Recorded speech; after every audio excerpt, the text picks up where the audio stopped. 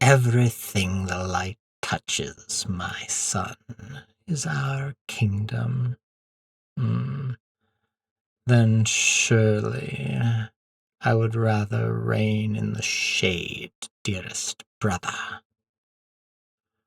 What a sorry thing it is that we must be burdened to live in such times, where a king sits upon the throne, boorish and unworthy, his reign marked only by brawn. But then again, that always was our dynamic as brothers, that to Mufasa was gifted the muscle, the sinew, while to me was given the vision and brain. How long I hoped that my brother's more brutish instincts would lead him into some sort of confrontation with an adversary to whom even his prodigious strength could not prevail. Then, as first in line to the throne, I could ascend and render the Pride Lands a far more equal place. But no, now my brother has gone and sired an heir, and my prospects of ever seeing the throne grow darker by the moment. Someday my sun will set, Simba, and yours will ascend. Indeed. How long I have waited for Mufasa's sun to set. But now that he has himself an heir, I will not sit idly by and watch that hairball rise to the throne. No.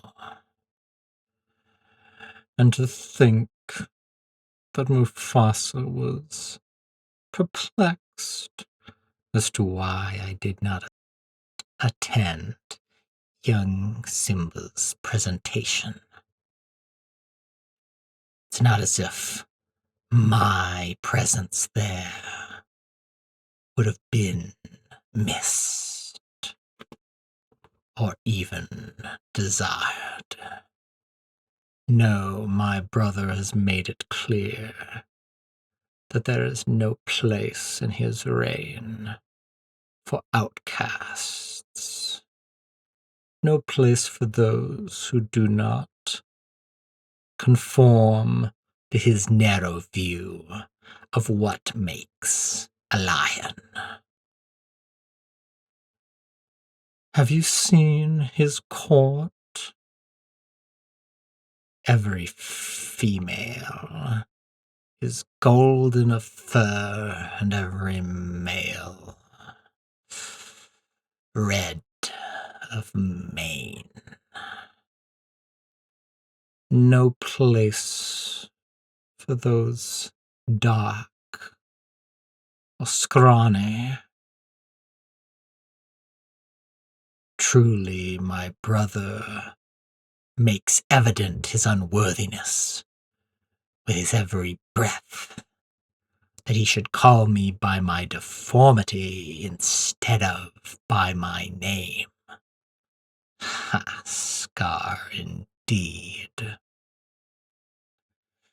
I never did live up to his views, either in my physicality or in my choice of partners. No, there's no room for those who are different in Mufasa's rule. All the more reason for us to set in motion a change. For while the prospects grow darker, it makes it easier to see the possibilities shine out.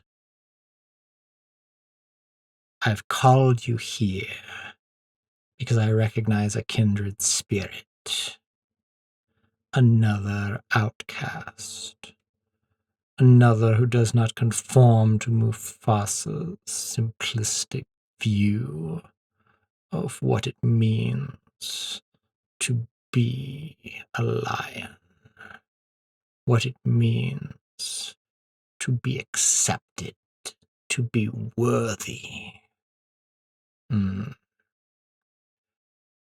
We should not have to hide what we are, nor pretend to be something that we are not, just to earn the acceptance of this oh so unfeeling status quo. We are greater than these limitations.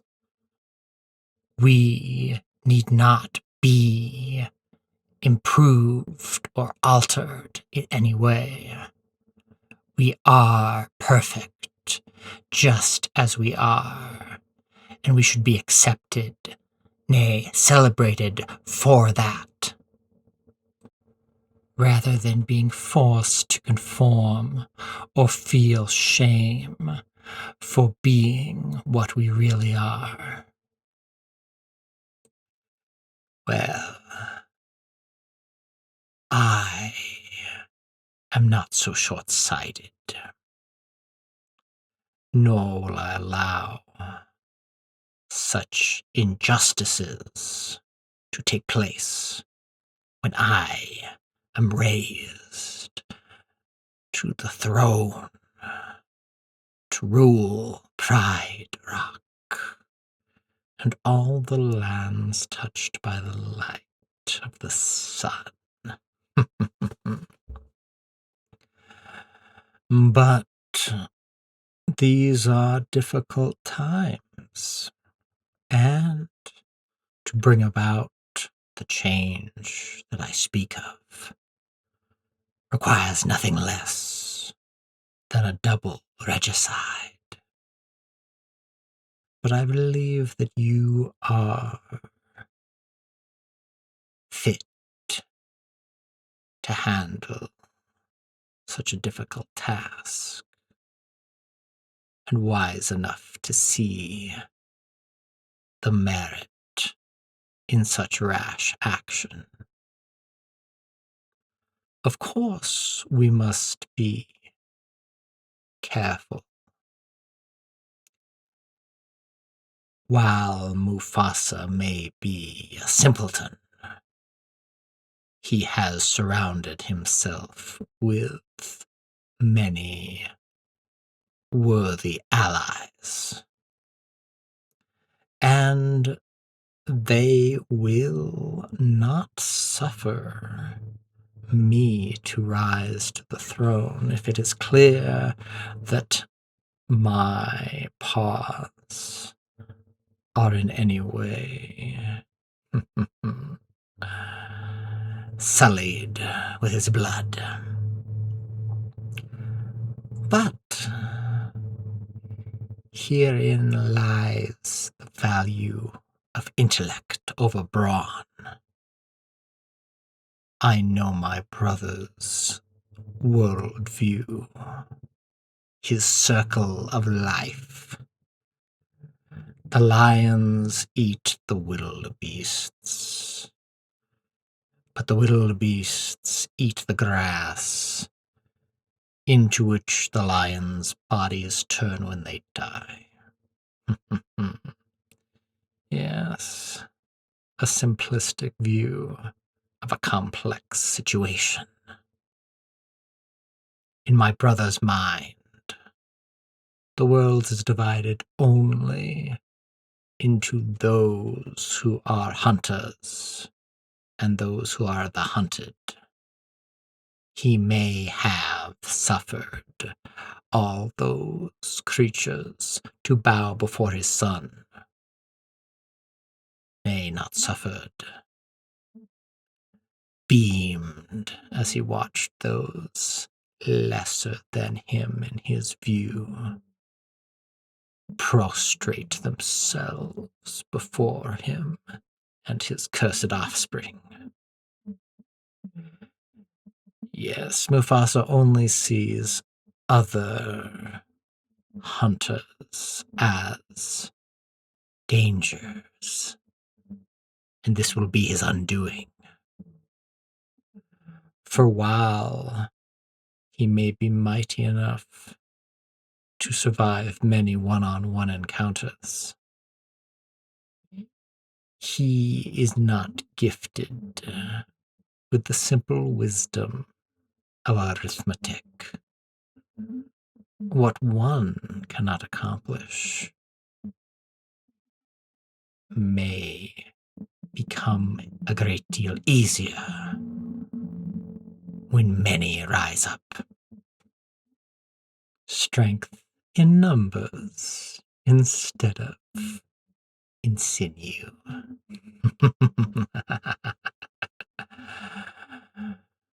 Yes, my brother shall fall, not in glorious battle to another lion, but beneath the hooves of the beasts upon which he preyed.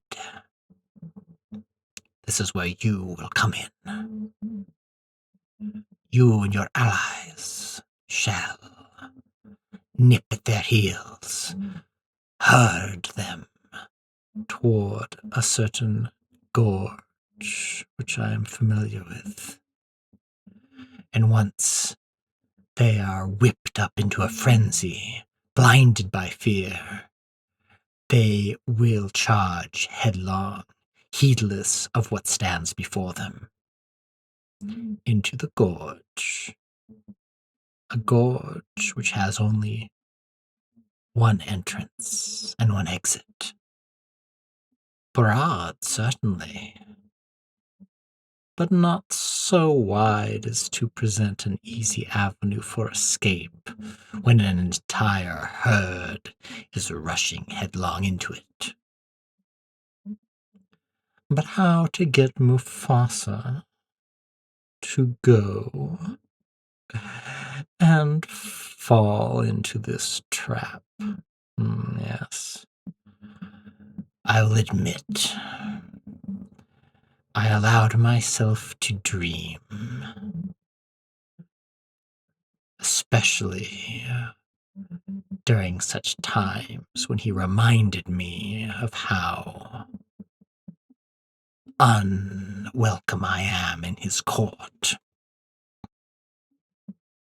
how beneath him I am simply because my tastes are different, simply because my complexion is not that he prefers. No. I allowed myself to dream of his demise, but always there was the problem. How to lure him? For Mufasa, while being simple and apt to believe in the good in people, is not so readily willing to trust his poor misunderstood brother. No. It would require a great deal of tact and the simple displaying of such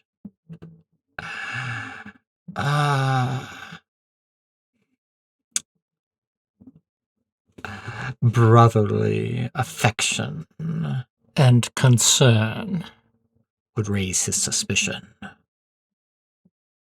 But Mufasa has furnished me with the most fiendish tool I could ever have wished for. For as he said, his son, his Simba, is his rising light, his future king, the continuation of his family. And he will do anything and everything to ensure that that little hairball lives to sit upon the throne. And how fortunate that my brother has not chosen to pass on wisdom and wit to his child, but instead provide an example of the kind of bravado that is easily led astray. Yes. I have already tested the waters, and as it turns out, Simba is quite malleable. A mind like clay. I can whisper into his ear any number of fanciful thoughts, and they will take root readily in that brain of his. I drew his attention to the darkness beyond, the lands the light touched, to the elephant graveyard, and his curiosity got the better of him. And then I stirred the fires of his insecurities by claiming that this was more of a matter for those of great courage, not for simple cubs, and wishing to prove himself worthy in his father's eyes, he rushed headlong into danger. Part of me hoped that that might be an end to him, but instead, it turned into a dry run. For I am not so easily deterred, nor am I so dim-witted as to fail to see what valuable, nay, advantageous lessons can be learned from failure. In Simba's survival, I learned of his gullibility, and in Mufasa's rescue, I was reassured of his willingness to throw himself directly into any situation to ensure his son's saving. Though he has his retinue of lions, he is a man of action, and, as such, cannot help but take matters into his own paws. So shall our plan go then, thusly. You lead the wildebeests into the gorge, while I trick Simba into going there first. And then, at the right time, I shall hurry forth, and arriving, shall tell my brother, Mufasa, tragedy has struck. Simba is in danger. And though he distrusts me, his parental instincts, his proclivity to act, shall lead him to rush headlong into danger. And then he and Simba shall find themselves in our trap, and shall perish beneath the hooves of the wildebeests. A tragedy, certainly, and oh so avoidable. Such actions happen from time to time. Fear spreads. And certainly it cannot be traced back to me. I even took action to try to save my my new prince. Yes, we shall mourn the death of the king and the demise of his son. But on some level,